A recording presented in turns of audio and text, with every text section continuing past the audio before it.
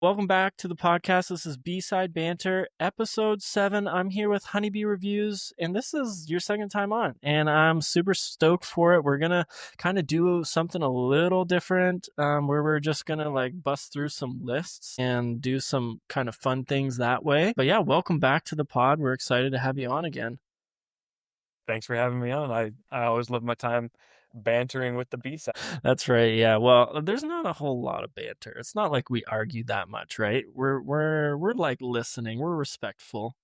Well, we'll see how today goes. Yeah, we'll see. We'll see. Yeah. So if you hadn't seen our first 2 episodes, Honeybee Reviews, you have TikTok, which is your biggest social media platform. You're also pretty much everywhere else. You're on Instagram. You've got YouTube going. So yeah, check them out.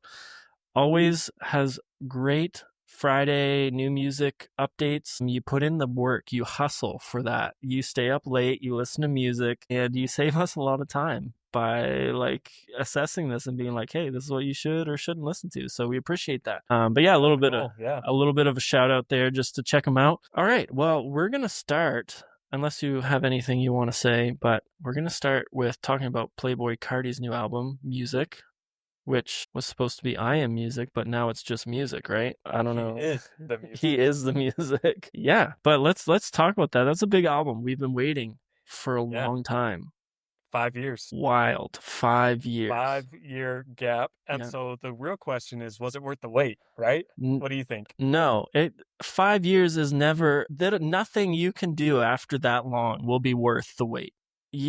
That's exactly the correct line of thinking, honestly. Yeah, there's no, it doesn't matter what you're even in. It's a movie too. If a movie waits for 5 years, I guess maybe an example would be like the Avatar series. First Avatar comes out, second Avatar is probably 5, 6, 7 years later. I don't know the timeline, but it's several years. It was good, but it's never going to be it's never going to live up to that hype of whoa, he's taking more time. Carti's he's taking more time to figure out the best album, and then it drops and it's always going to be disappointing. Well, here's what I have to say about Carti's new album. And disclaimer, I really, really enjoyed the album. Mhm. Loved it, actually. I loved the album. Yeah. But it did feel like a very safe release. Yes. In the way that the features were extremely predictable, besides Kendrick. But yeah, that's of true. course, we had a future feature. Of course, Travis Scott was on the album. I'm not surprised to see The Weeknd on a Playboi Carti album. And I'm not saying that those guys didn't deliver, because I do think that they absolutely did. Yeah. They got the most out of those features, and they work really well. Yeah. But I don't know. They just felt very safe, which is fine. I'm assuming that, like you were saying, after a 5-year wait, there was nothing Carti could do to really just make it worth the wait. And so he decided instead to release something that he knew that his fans would really mess with, and that, we would enjoy, that it would be good. And I think that's exactly what he did, which is fine. It's just not experimental like Whole Lotta Red was. And there's just not a whole lot of different. You know what I mean? Yeah. And I think that's what is slightly that disappointing side of it, is that I think the expectation, because of what he has done for the genre, basically starting a new genre in rap, a new sub-genre, the expectation was maybe something like this will happen. Maybe he'll do something even crazier, or maybe he'll do something that'll push, or start another new genre, or push the genre really far. But in all reality, it was, like you said, quite safe. I felt like sonically, it sounded a lot like Yeat's album. I don't know if you spent a lot of time with Yeat's album, but I felt like sonically, obviously Carti's voice, what he does with his voice is very unique, and that only Carti does that. But take that aside, just analyze the track, the instrumental side of it. It felt to me very much kind of what Yeat put out a little bit, which I was interesting. I'd categorize them in the same subgenre of hip hop. Yeah. Where I don't even know what you would call it, but it's kind of like the hyper pop version of rap. Yeah. It's kind of the overblown production and stuff like that. But what I will say, that one of the most impressive parts on the record for me is just the fact that it's 30 tracks long, and I was invested and engaged the entire time. Yeah. Which I mean, that's nearly impossible to do. So you got to Yeah. give Carti his flowers for that. Yeah, it's true. I didn't feel like when I was listening to it, like maybe I was like, oh, like I didn't like that song as much, but it didn't like on a 30 track record, a lot of the time you're gonna have like three or four or even maybe five or six song runs where you're like, I didn't like these at all. Like this whole run here was like Hmm. boring or uninteresting. It didn't feel that way at all to Yeah, me. not at all. Like there might have been a miss in there, and I can't even really pinpoint what track that would be necessarily. But yeah, I feel like it was quite engaging. A lot of that is, because the songs are so short to begin with, you know, average track runtime is probably around like 2 minutes or something. So, with that much switch up, you keep the listener engaged. Whereas 30 tracks, 3 to 4 minutes long each, then you're like, woof, like this is this is too much. Yeah. Yeah. Yeah, I thought it was a good album. Like, do you have any like standout tracks for you? I know you probably have put some of those into your playlist that you update every Yeah, Friday. But that's I right. would I be do. curious to see what these standout tracks are. So my probably my favorite track is Rather Lie with The Weeknd, Yeah. which Mm. there's a little bit of controversy going on right now where a couple fairly credible Twitter accounts are claiming that AI was used in the making of that track. Really? Nobody has been able to pinpoint how or when or why or even where they're getting this information. Mm. So that's just something interesting that's notable. But my AI favorite track, in what way? Let's I think vocally is like what for the weekend? I think for Cardi. Oh, for Cardi. Okay. I think. Yeah. But Interesting. again, like I really haven't done that much research on it or any, What and I it? don't think there's even much research to do. I don't think they're not, there's no source for these claims, but the people that are saying it are fairly credible, which is what is kind of odd to me. So I don't really know. Anyway, I really like Backdoor also with Kendrick. Mm. Kendrick was an awesome surprise to see on this one because we talked about Kendrick the last time I was on the pod Yeah. actually, Yeah. but this just even further I know. solidifies like Kendrick's just doing this for the love of hip hop. Like Yeah. he Yeah. just wanted to be on a Cardi album, Yeah. which again, even more controversy because he has been kind of on a moral high ground this whole last year, and now people are criticizing him for linking up with Cardi, who's a fairly well-known abuser. So it's like Mm. Yeah. very interesting, but Yeah. Yeah. Yeah, that good is. music, I will say. Yeah, it's you're picking and choosing interesting people here, Kendrick. Exactly. That's kind of the criticism, Yeah. but my favorite solo Cardi track is like Wheezy. I love the production on it. I think it's really kind of an outlier on the album Mhm. because it's just more almost bubbly. Yeah. And so for me, that's really fun. So Yeah. those are probably my top three as of right now, but Okay. I've got probably 9 or 10 added to my playlist, which Nice. is more than you will see normally on an album Yeah. when it release. Yeah, totally. Probably partially because there's so many songs. It's good. It's a good album, not monumental by any means, but it's a solid release. Yeah. And so I appreciate it. Do you have any misses that come to mind or not really? It's I hard don't to it's know. hard to like think back through that unless you like make a mental note when you're listening like, "Woof, this is bad." But yeah. Yeah, there would have to be one that was like a standalone horrible track, which Yeah. there's not. Like No, there's no. it's a No. consistent release, so Yeah, yeah, I don't totally. have any. Yeah.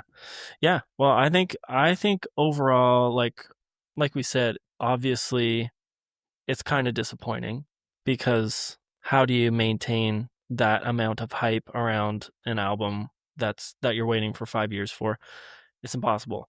It's going to be the same mountain that all of these other artists that have been waiting forever to release new music, if they ever do, are going to be facing like Frank Ocean. Like nobody, like his album is going to be a disappointment to some people for sure because people have been Right. waiting forever. So it falls into that to some degree, but I do think that there's a little more like I do feel like sometimes it's a lot easier to like hate on these types of albums that like you said are kind of safe albums because from like what I've been seeing a lot of online is just kind of like pretty like either like just passing or failing grades on this album like when people are rating it like I've seen a lot of like Yeah. 2 out of 5s 4 out of 10s like which is surprising to me because I feel like it's for sure at least a 6 out of 10 and Yeah. if not like maybe a little bit better but like some people are like this is his worst album which whatever, that's debatable. But then on top of that, saying this is just a bad album, it was horrible, like all these things, which I'm like, I don't see that. I don't see that. It's definitely not a bad album. It's like what you're saying. People just build their expectations so high. Yeah.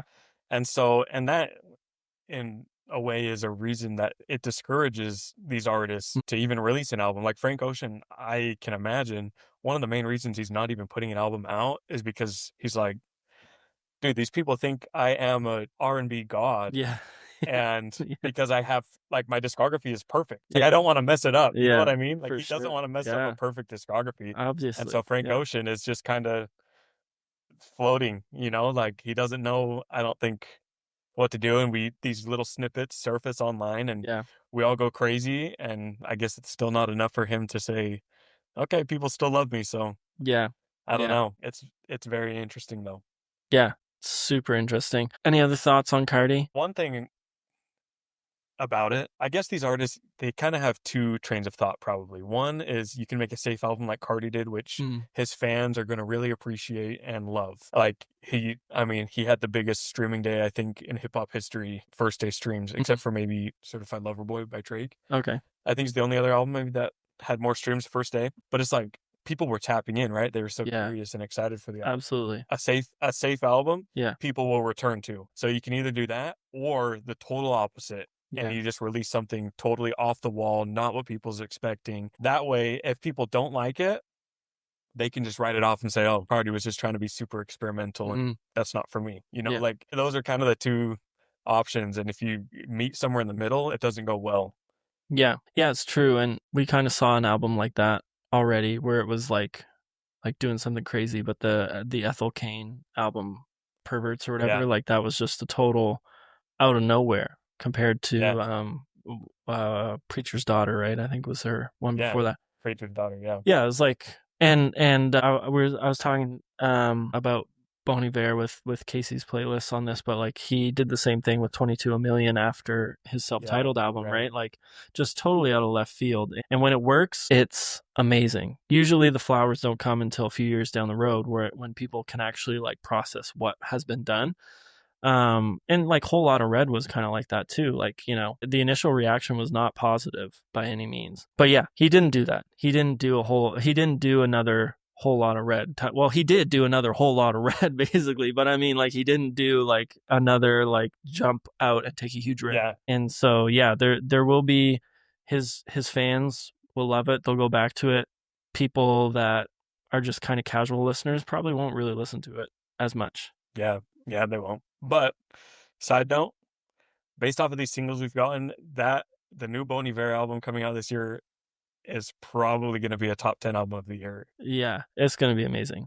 Singles have been so good. Yeah, I've been so good. I've been completely just loving every moment of it. It's like even with Bon Iver, like this is like a little bit of a safer album for him. He's not fully going back to like Forever or whatever, but he kind of is. Like it's more positive and more uplifting a little bit, but he's kind of going back to that. So, which is fine.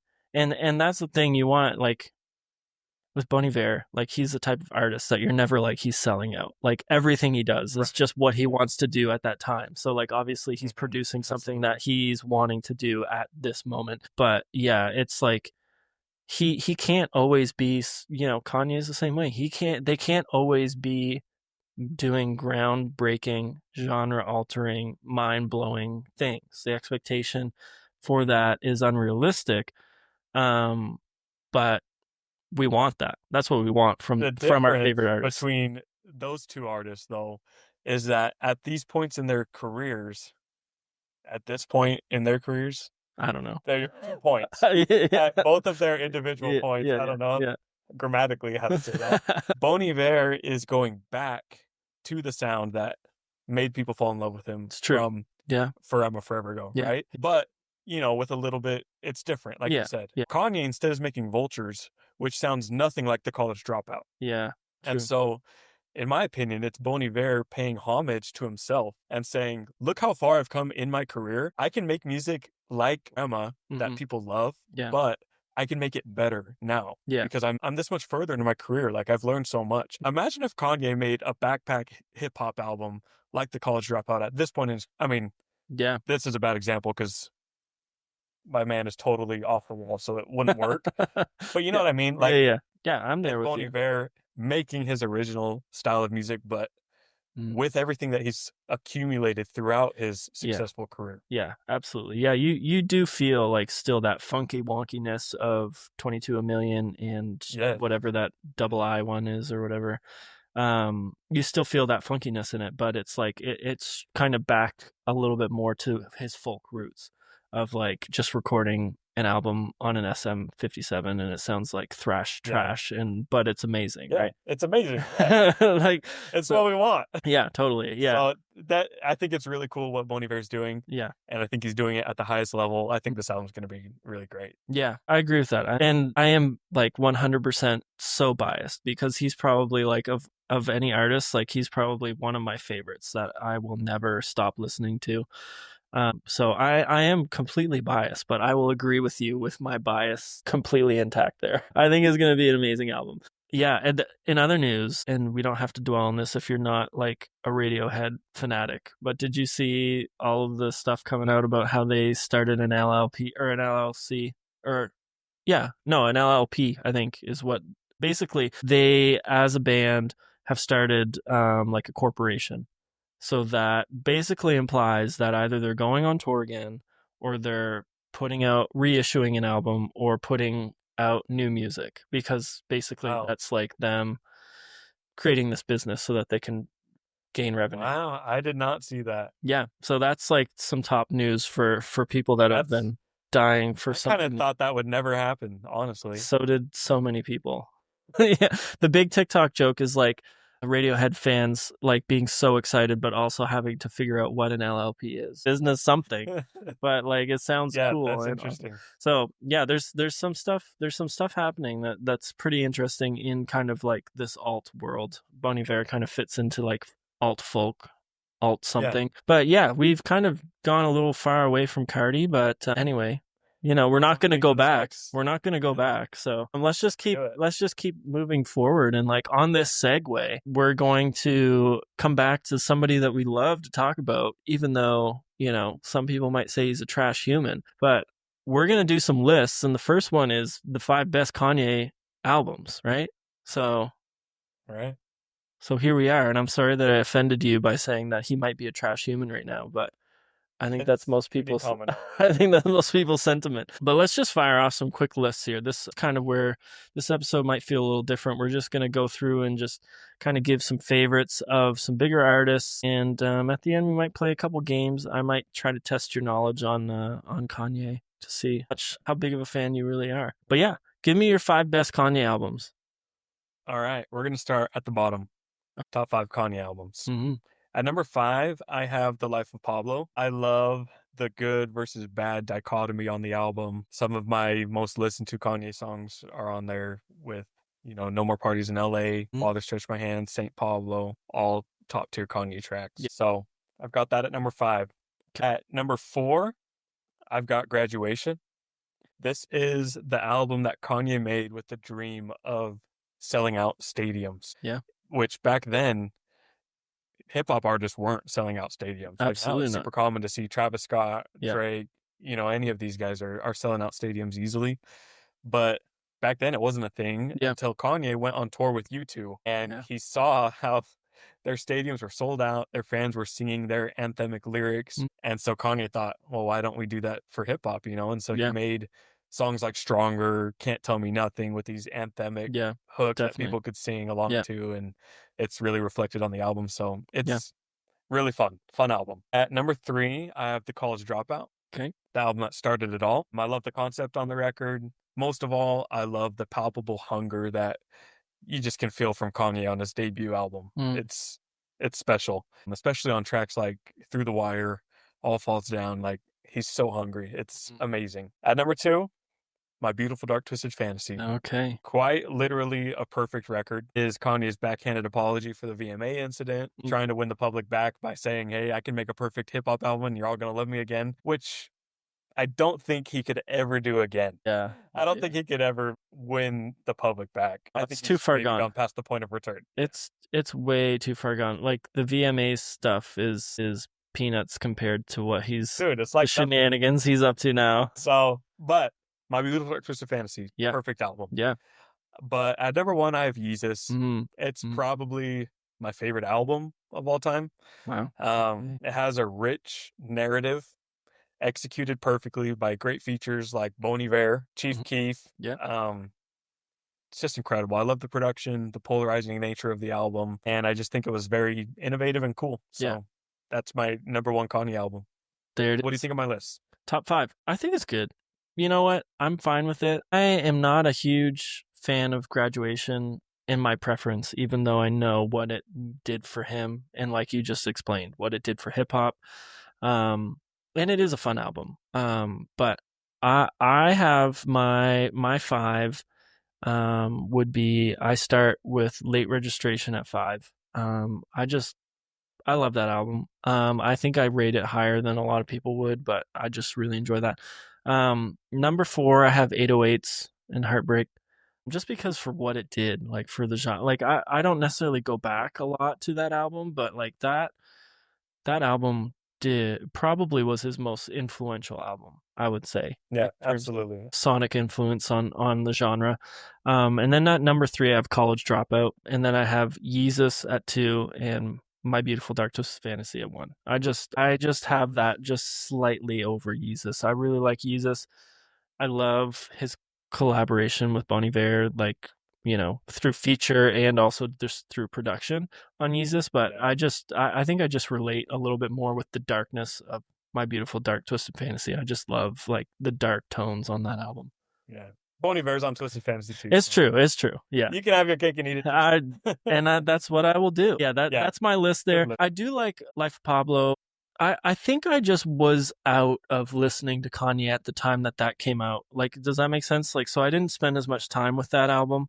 I know a lot of people think very fondly of Donda as well, and it's the same. Those two albums, I was kind of like not really paying much attention to what he was doing. If Donda is in your top 5, you are not. I know, it's true. Kanye fan. It's true. You're not. He has so many albums that could be literally rated like a 10 out of 10. Yeah. Donda is not one of them. It's too loaded. I agree with that. The highs are high, but the lows are low. They are low. Yeah, totally low. Yeah, for sure. But I will say it is probably the best album rollout of all time. That was amazing. Yeah.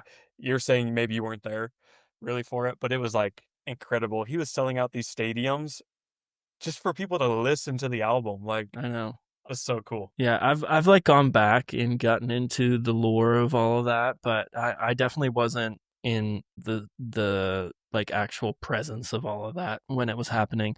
So I think those two albums they just don't sit as well with me, just because I wasn't listening to them as they were kind of being put out. But yeah, that's the best album. So let's stay on Kanye and let's go for 5 best songs, Kanye songs. Okay. This is hard.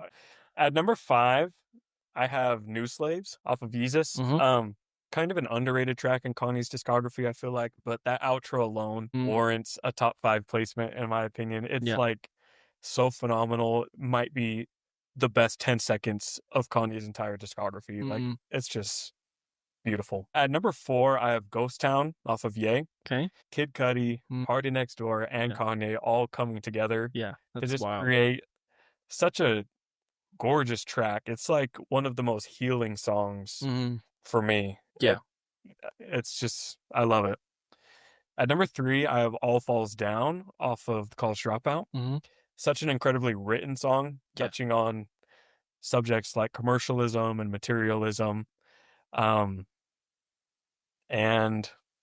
it's just amazing. It's a classic. Yeah, it is a classic. So, for sure. It is, right? Yeah. Fun fact, it was supposed to be a Lauryn Hill sample, but she wouldn't clear it. And so he had Selena Johnson, who he found in the studio at the time, just sing Lauryn Hill's words instead of, because he couldn't clear the sample. So that's how the Selena Johnson feature. That's wild.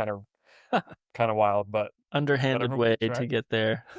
Yeah. He's like, oh, Lauryn won't clear this. Hey, will you just sing this? Yeah, that's kind of funny. Yeah. But at number 2, I have Runaway.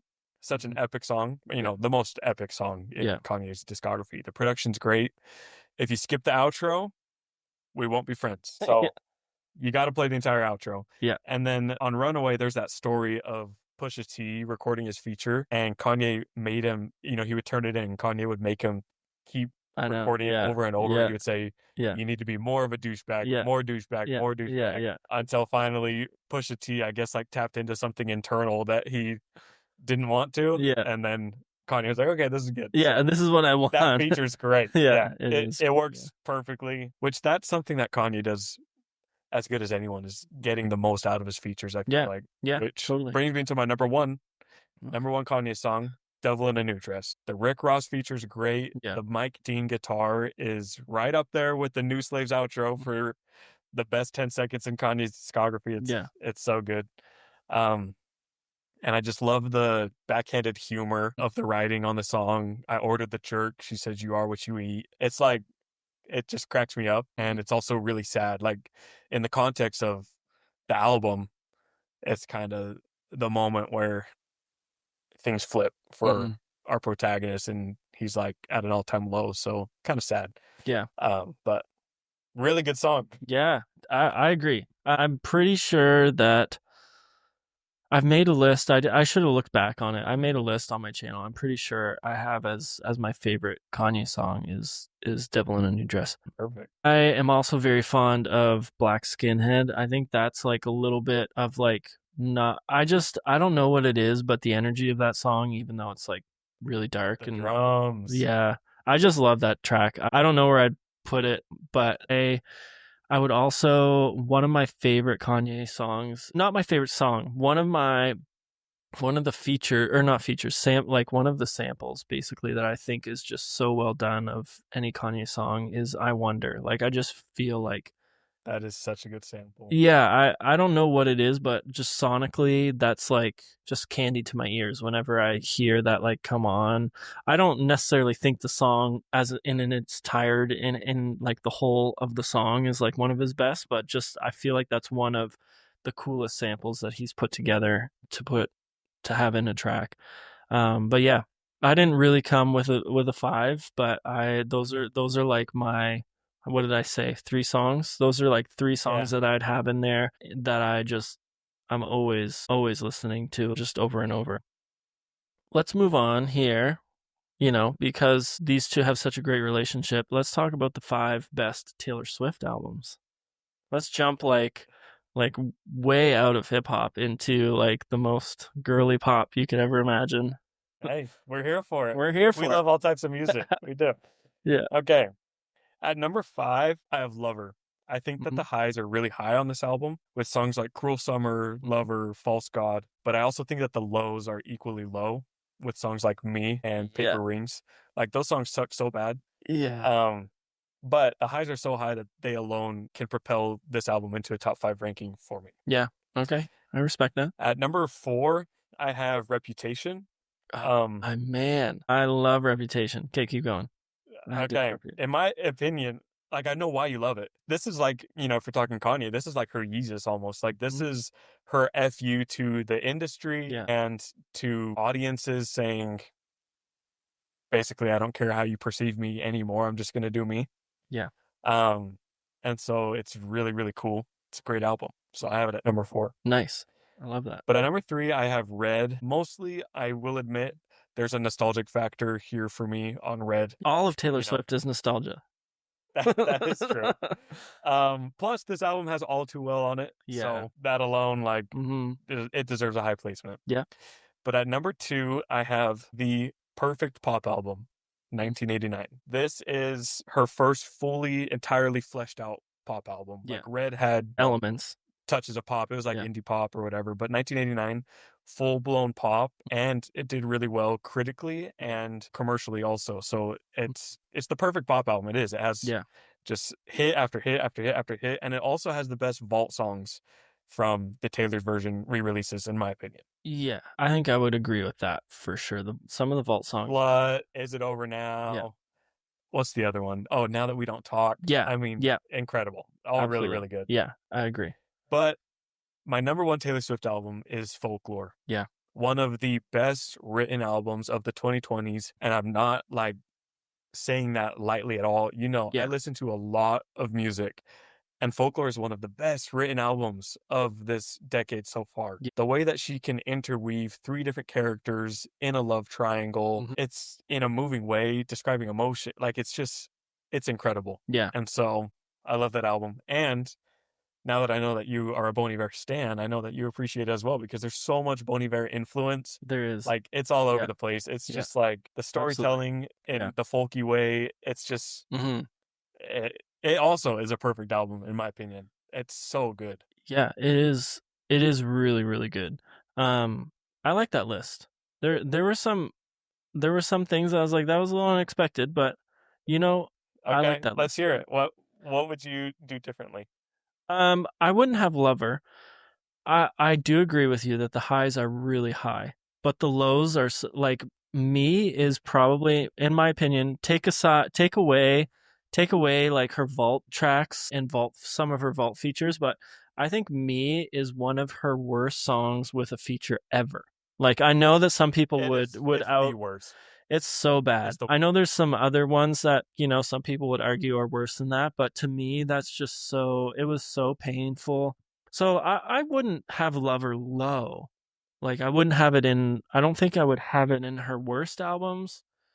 That would probably go to like some of her newer ones, but I probably would have it kind of in the middle somewhere. I don't know if it would quite crack the top 5. Um, yeah. so I would say that that 5 would be Speak Now for me. I feel like that's when she was just getting like this kind of like superstar mojo. She had some really like that to me is like Red is also very nostalgic, but there's some really irritating moments in Red for me that but Yeah. now Speak Now to me is like it's so good. I think that would be number 5. And then, even though I did say Red has some like irritating moments, I can't not put Red in the top 5. So I would put it 4. Yeah, it's like I just really don't like Stay Stay Stay. I cannot stand that song. So cringy to me. But the highs on Red are just like you said. It's got All Too Well. What can you say against that? 22. Yeah. Like I don't love I Knew You Were Trouble, but it's a huge hit, obviously. I kind of like it. Like, Yeah. I've gotten to the point where I just know and understand that Taylor herself is a little cringy. Like, she just Yeah, is a little absolutely. cringy. Yeah, you have to. And you love her for that. Yeah, Like, yeah, that's just who she is. And so, like, I Knew You Were Trouble is like a good yeah. example of that Well, to me, where it's like that's it's a little cringy, but it's good. yeah. Well, and that's the tolerable cringy for me. Like to me, I'm like that's a cringy song, but I can tolerate it. It is raining something over there. But yeah, I find that and like We're Never Getting Back Together is so fun. Like and that's a Yeah. little corny and cringy, but it's like Yeah, it's super cheesy, it's but it's so fun. fun. So anyway, Red number 4. I'm putting Reputation at number 3. Love that album. I get all the gripes that all the critics say about that album. I get that like the production is sometimes really messy and like some of the songs and songwriting is like seems sloppy for her and seems like hastily put together, but I just feel like that was, other than her folk albums that she wrote, like that was kind of Taylor tapping into something that she hasn't tapped into before, and I feel like Yeah. in my opinion, it was a success, and I felt like some of the sounds she came up with out of that were just really awesome, and just like And I feel like the point of Reputation was to be a little messy, like, yeah, yeah, and just say, I don't care. Like, I am a little messy. We yeah, all are. yeah. I agree. Obviously, 1989 is in this, and I'm gonna put it at 2. Um, yeah, everything you said. Great pop album. Just so strong. Number 1, I have Folklore as well. I just feel like she unlocked something there, which we all knew that she is a great songwriter, a great storyteller. We already knew that from her albums, but then she just like decided to be like, but I can also take it up a notch, and she did. And like some of that was to the benefit of, some Justin Vernon, Bon Iver influence, but then also like she tapped into Aaron Dessner's production on there, which I think just like blew the lid off of this. Like she just needed to get into a good pairing with people and people that were helping her write, and it just it was just so good. It's not like special. It is really special. I don't find the only gripe I have with folklore that would make me maybe like put 1989 above it is that it's like re-listenability isn't as strong. It's more of like that complete album type of thing where you kind of want to listen to the whole thing. Whereas like 1989, you just like every song is a banger that you're just listening to over and over. Whereas on folklore, there's some tracks that you wouldn't necessarily be like, I've just been having a hankering to listen to this. Yeah, like that's true. Like I get what you're saying there. Yeah, 1989 is much more playlistable, right? Absolutely. But it's because it's a pop album. It is, yeah. And so like I would disagree saying that it's less replayable than 1989. I would just say that like 1989 you can include on your playlist. Folklore, you have to have the right vibe. A couple songs you can, but like I listen to folklore as a whole much more often than I do 1989. It's true. Yeah, you'd break up 1989. You wouldn't be like, I'm just going to put 1989 as an album and listen to the whole thing through. Yeah. And I don't get sick of, I never get bored or sick of listening to folklore. Yeah. It's a special album that I listen to pretty frequently, like at least once a month, which for me, where most of my listens are new music releases, like once a month, that's a lot for me. That is a lot. Yeah. I love that album. It makes me feel all sorts of things. Yeah, no, that's awesome. I love it. I'm here for it. Okay, let's just keep going with the best, like with T Swizzle, and do a 5 best songs. We've got this cool thing going for a couple artists. Dang. Yeah. My 5 best Taylor Swift songs. Oh, honorable mention though. Can I please just have at least one honorable mention? You can have honorable mention 10 if you want. Cruel Summer. Yeah. That's my honorable mention because it's not as good as my top 5 in my opinion, but it's so good. Yeah, it is. It's so good, and I'm glad that it's getting the radio play and the love that it deserved when it originally released. Yeah, absolutely. Yeah. Well, okay. Top 5 Taylor Swift songs. At 5, I have Our Song. It's very nostalgic for me. Yeah. Every time I listen to it, I can just picture my 2 sisters dancing and singing to it in our living room when it released. Like totally. And that is the magic of that song. It defines that era of Taylor Swift when she was just a little girl standing with her guitar on stage and inspiring a whole generation of little girls to do the same. Yeah. And I think it's very cutely written and well executed. So I think it deserves a top 5 placement. Yeah, I like that. At number 4, I have Clean off of 1989. It's just such an immaculate track with, it's like its chorus and production is relieving. Like listening to Clean feels like having a weight lifted off my shoulders. And so that, I mean, not every song can do that. So for that reason, it's special and in my top 5. Yeah. But at 3, I have Peace off of Folklore. This is my favorite song off of Folklore. My favorite song off of Folklore. Yeah. It is a love song that is so powerful it can make a grown man cry. And it's just, the feeling of I would do anything for the person that I love. And it's just so well written. It epitomizes folklore, in my opinion. At number 2, I have my favorite song off of Reputation, Delicate. This is classic, a perfect pop song for me. Yeah. I love the production. I love the songwriting.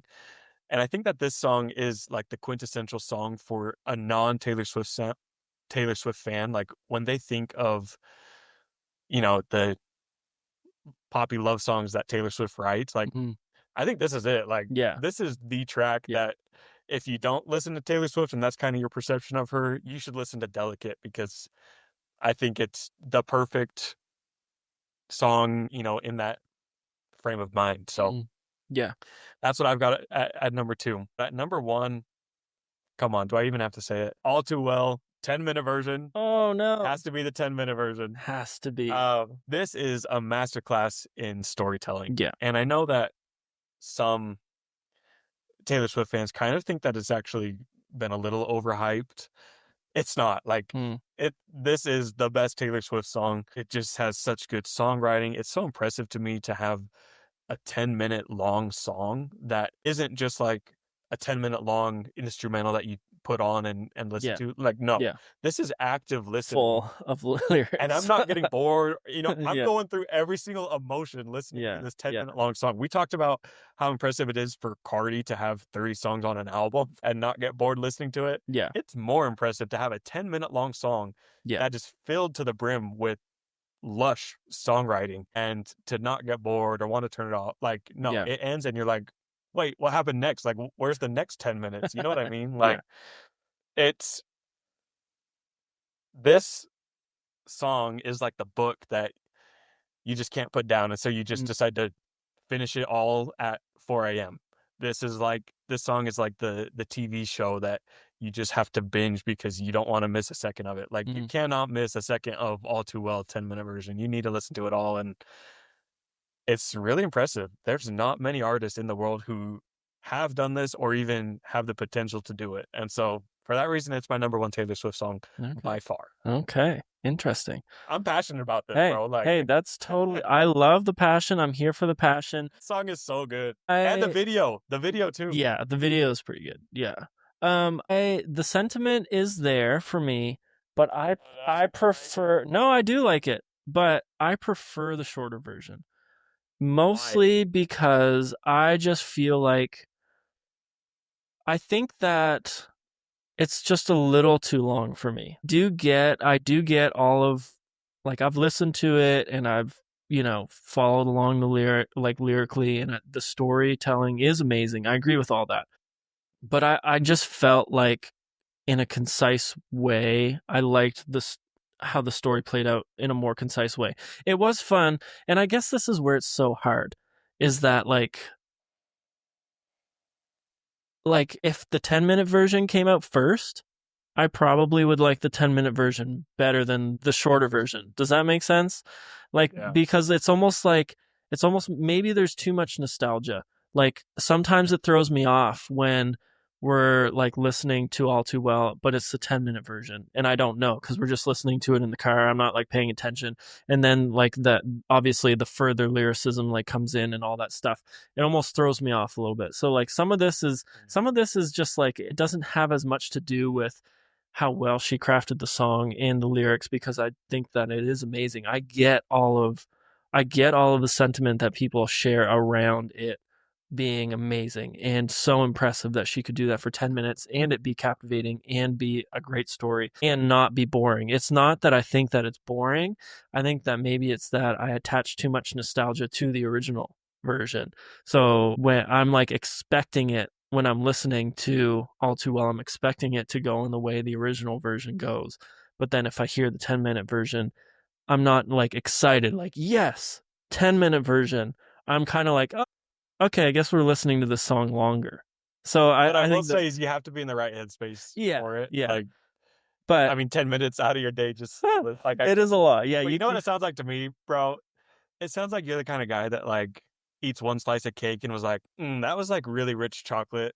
I'm good. I don't need any more. And hey, I'm like, no, that come that on, is actually give me another piece. that is probably the best like psychoanalysis that anybody has said about me. That is exactly how I am. I cannot like yeah, I'm very much like a person that like that's too sweet. That's too much. Like and yeah. So anyway, I the thing is though, I would not be able like I would consider both to be one, if that makes sense. So if I'm doing a Yeah. ranking, I'm picking one or the other. But I'm not like I wouldn't rank them both because I would probably have both of them in the top five, and that just isn't fair to you know what I mean. So like Yeah. All Too Well is my number one, but I would specify that it's the original shorter version, Okay. not the 10-minute version. So that's my only thought around that. Um, I thought that, excuse me, I didn't, again, with these songs, I didn't come with a list, but I agree with all of your picks. I thought that I really liked the clean pick. That was like, I like that. That's such a good song. I don't think a lot of people would have that in the top five. And that's an amazing track. It's an amazing It's track. amazing.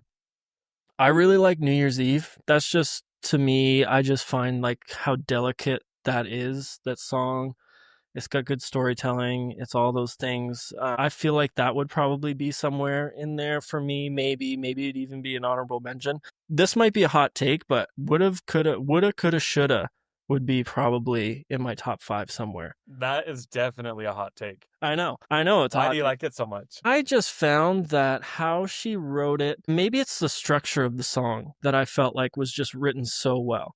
I know that, like, obviously this is talking about John Mayer or whatever, and how he, like, stole her, like, basically groomed her. Like that, like that's pretty much the concept of the song. So it's not like but I just felt like lyrically it was really good. She had some really clever lyrical moments in there that really stuck out to me and always stick out to me when I'm listening to it. I felt like her transition from bridge back into chorus was the best transition she has in all of her discography. Like, I just felt like that was so good and unexpected. And I think that's why I felt like it was good, because like it didn't follow a typical song structure. It just felt like she did something different. It sounded great. It felt great. And again, I don't know if it'd be in the top 5. It would probably be maybe more toward honorable mention, but even still, even if that's in the top 10, I feel like that's a hot take. I don't think that that's like a song that people are like, this is so good. This is like one of her best songs. But I don't know. I just have that song up in high regard. And it's funny because it's off an album that I just really didn't love that much. Like, there's some high moments on Midnights, but I didn't find that it was like an exceptional album as a whole. Other than all of these statements, when I talk about like cringiest moments and like cringiest lyrics, like I'm excluding the Tortured Poets Department because like nothing can outdo that. But like Sexy Baby is like one of the cringiest lyric ever. When that came out, I was like, I don't love it. No, like what is she doing? Like, I know what she's trying to do, but no, absolutely not. Never, no. But the dichotomy, like the flip side of that is Maroon, I feel like is one of her best written songs. Like the way that I just love the way, like is it the bridge of the chorus where she described all these different things that are the color maroon. Mm-hmm. Yeah. Like, I mean, it's obviously not like the most exceptional songwriting ever, but just the way that she does it is so satisfying to me. Yeah. I don't know. Yeah, there's just certain things. Midnight Rain, I think there are well-written songs on Midnight. Yeah. I would agree with that. Midnight's has its highs. Yeah. Plus, I love the aesthetic of that era. Like, it was kind of like the 70s vibe and all the music videos and stuff. Yeah. And then on top of that, just the fact that that was around the time of like the Eras tour where I saw Taylor in Vegas, and our song actually was one of the surprise songs of the night, which was like that's perfect amazing for me. Yeah, right? that's amazing. It's like full circle, like my nostalgia, my youth, and now I'm hearing this as an adult. It's my first time and only time ever seeing Taylor Swift live, so that was awesome. But I don't know, like Midnight's kind of has a soft spot in my heart. Even though I know it's not one of her better albums. Just like it. You know what I mean? Yeah. Well, and again, another song that I would have maybe not. This is a pretty popular song, but Vigilante Shit is like, to me, that's such a cool song. It almost belongs more on Reputation than on Midnights because of how dark it is and like the sonically what it sounds like, and that's probably why I like it so much. But like that one's a song that I'm always like, whoa, like that kind of blew me out of the water. I would agree with you with I just lost my train of thought. Anyway, that was pretty much all I was gonna say for my for like my list. Well, that was fun. I don't really like when people ask me to come on podcasts and stuff. I don't get to talk about Taylor Swift very often. Hey, because usually they're having me on for hip hop or something else. And not very many people talk about Taylor Swift and hip hop in the same breath. So we do it here. We do it here. Let's round this out, and I would love to hear, what do you think about the Kendrick Lamar feature on Bad Blood? It's fun because it's Kendrick. It's not great because it's not a good fit. Like, I don't know. I find that like Kendrick brings energy, but like it felt forced, I think, overall. But you know what makes me love it more is that he redid the verse for the Taylor's version. Like, isn't that just amazing? It is. Can you have, like, Taylor called Kendrick, was like, hey, I need you to do this because you know what I'm doing right now with my Taylor version stuff. Like, I'm sticking it to the industry. You know Kendrick loves that. Yeah, so he's like, totally, I'm here for it. Yeah, that is pretty awesome. And so, like, I just love thinking about that. Yeah, I know. It's so Yeah. cool. Yeah, it wasn't great. I think way more people were like, "This is gonna be so cool." I feel like the cooler thing would have been if Kendrick or if Taylor was featured on a Kendrick song. I feel like Dude, that would be so cool. I just feel like the That would be opposite doesn't fit well. Like in the sense, like in the same way that Kendrick featured had U2 on one of his tracks. Like it wouldn't be the same if U2 featured Kendrick on one of their tracks. Like it just wouldn't fit the same because true. yeah, he like when you have that mashup, I feel like playing into the hip hop side of that as a pop artist is a lot better than doing vice versa, the hip hop. Because when you try to put hip hop into a pop song like a Taylor Swift song, it's I feel like it's just impossible for it not to feel super corny and super Yeah. I don't know, just kind of like you're taking their teeth out. You know what I mean? Like you're just Mhm. so, and that's what it kind of felt like with Kendrick. Like obviously his energy, his voice, as soon as he steps onto a track, he's like Eminem in that way. Like as soon as they step on tracks, like the energy is just like skyrockets. But it just didn't feel like it just didn't. I don't know. Overall, it felt forced. Dude, I would love to see Taylor Swift on a Kendrick album, even just as like a writer. Like, can you Yeah, imagine if people were listening to a Kendrick album and they pull up the song credits and it says Taylor Swift that would be helped him write wild. it? That would be That would be wild. so sick. It would be. People would lose their minds Yeah, like in a bad way. Like people wouldn't like it, but love it. absolutely. They wouldn't like it at all. No. I would love it. I would think it's so cool. Yeah.